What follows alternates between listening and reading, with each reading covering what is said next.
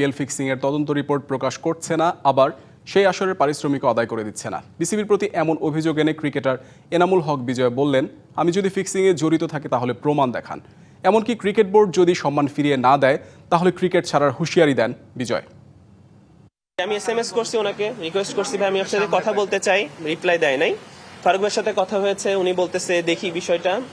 আর মিঠু ভাই তো সবসময় বলতেছে দেখি দেখি দেখি দেখি, হয়ে যাবে ইনশাল্লাহ। বিপিএল এর 11তম আসর শেষে ফিক্সিং তালিকায় নাম আসে এনামুল হক বিজয়ের। তদন্তের পর 12তম আসরে খেলতে দেওয়া হয়নি এই ক্রিকেটারকে। সে বিষয়েই মুখ খুলে বিসিবির কাছে প্রমাণ চাইলেন বিজয়।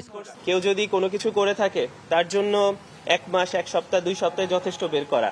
2 বছর ধরে কারোর ব্যাপারে কেউ বের করতে পারতেছে না, জানে না, তার মানে তো সে কিছু করে না। ব্যাপারটা তো এরকমই হওয়া উচিত। আর আমি এত কনফিডেন্সলি বলতে পারতাম না যে আমি কিছু করছি কি করি না। আমি তো বলতেছি আমি কিছু করি না, করলে এবার আপনি প্রমাণ দেখান। বিজয়ের অভিযোগ, ফিক্সিং এর তদন্ত রিপোর্ট কেন প্রকাশ করা হচ্ছে না, একই সঙ্গে সেই আসরের বকেয়া পারিশ্রমিক আদায়েও সহায়তা করা হচ্ছে না তাকে। দুইটা বিষয় নিয়ে এখনো ঝুলন্ত অবস্থায় আছি, যেটা আসলে কোনো সমাধান আমি পাচ্ছি না।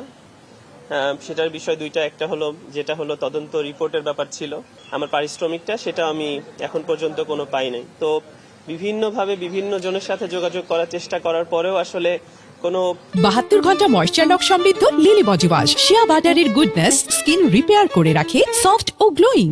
ফলপ্রসূ যেটা ফল পাওয়া যায় সেরকম কোনো রেজাল্ট আমি আসলে পাইনি।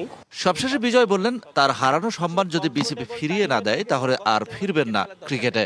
যতক্ষণ পর্যন্ত ওনারা আমাকে সম্মান ফেরত দিচ্ছে, সসম্মানভাবে সবাইকে জানাচ্ছে যে বিজয় অপরাধী না, বিজয়ের পেমেন্ট ক্লিয়ার হয়েছে, এই যে সবকিছু বিজয় যা হয়েছে, যে নামগুলো মিস্টেক বাইলি হয়ে গেছে, সন্দেহ তালিকায় ছিল, এখন জিনিসটা সুন্দর হয়ে গেছে, সব ধরনের খেলাও খেলতে পারবে সুন্দর করে। বিসিবি যখন বলবে তখন আমি ক্রিকেট খেলবো।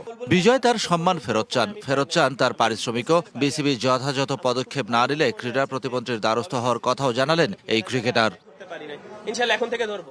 Shahan Papon, DBC news, Dhaka.